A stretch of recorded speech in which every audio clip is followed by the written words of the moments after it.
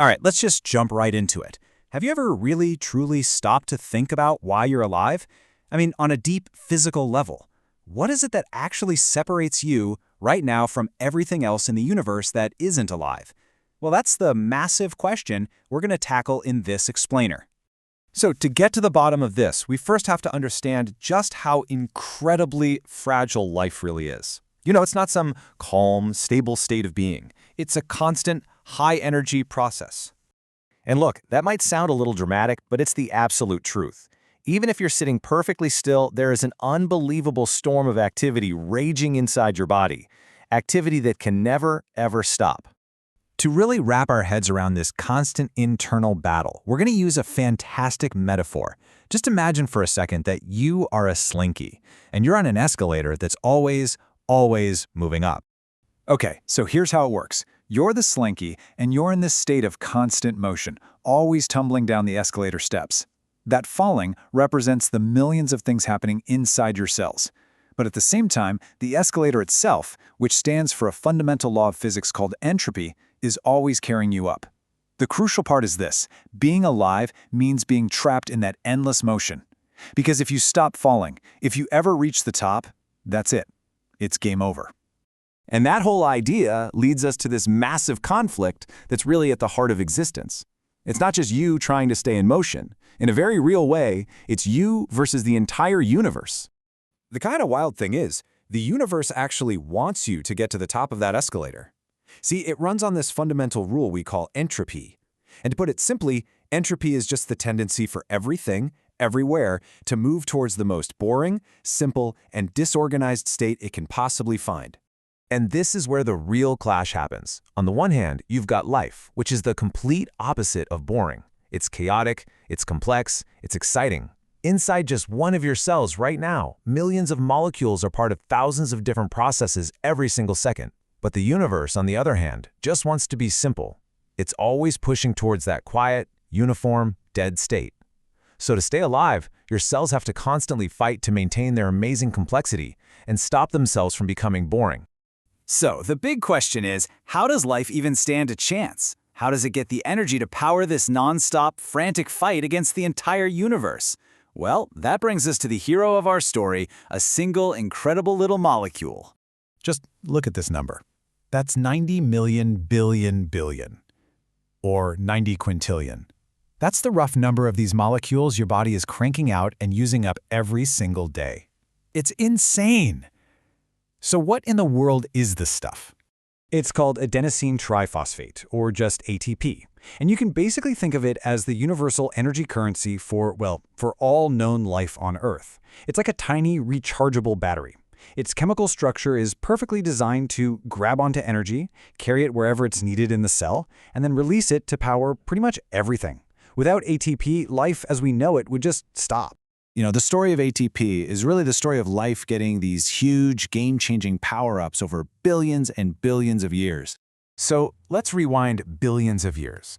The very first cells were just kind of scraping by, getting a little energy from simple chemical reactions. Then, boom, a revolution. Photosynthesis. Life figured out how to use sunlight to make its own ATP. And then, about 2 billion years ago, something even crazier happened. One cell ate another one, but instead of digesting it, they teamed up. And this single event gave rise to the very first mitochondria. Of course, before that awesome team-up could happen, things got a little cutthroat. As soon as some cells figured out how to do the hard work of making energy from the sun, other cells realized it was way easier to just eat them and steal their energy. As our source hilariously puts it, this is considered one of the biggest anime betrayals in evolutionary history. But this great merger was a total game changer because it was all about specialization. The little cell that got eaten, the brand new mitochondrion, could stop worrying about finding food or defending itself. Its one and only job was to become a super efficient ATP factory. In return, the bigger host cell took care of all the providing and protecting. This simple division of labor created a brand new kind of cell with way more energy than anything that had ever existed before, and it paved the way for all the complex life we see today. And believe it or not, this ancient microscopic drama leads directly to you. Right now, your entire body is being powered by trillions of these tiny ancient power plants. Okay, so that brings up a really good question, right?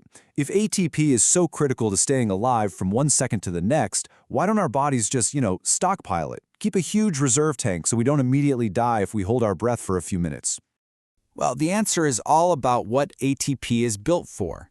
It's a fantastic energy carrier, but it's a terrible energy storage unit. I mean, it's awful at it. It only has about 1% of the energy of a single glucose molecule, but it weighs 3 times as much. It's better to think of ATP like a tiny, super-fast delivery drone that zips energy around. It's not a massive cargo ship like glucose, which is what our bodies use for long-term storage in our fat cells. So because you can't really store it, you have to make it, constantly.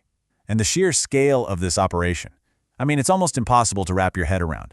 To get through just one day, your body produces and completely recycles an amount of ATP that is roughly equal to your own body weight. You are an unbelievable biological power plant.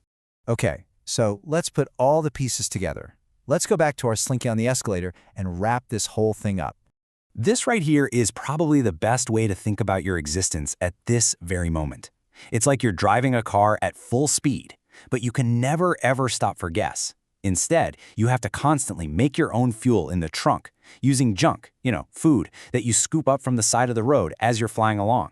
It is an incredibly delicate, non-stop process. So what's the big takeaway? That constant fuel making, that ATP cycle, that's what keeps your Slinky tumbling down the escalator, fighting against that constant upward push towards nothingness.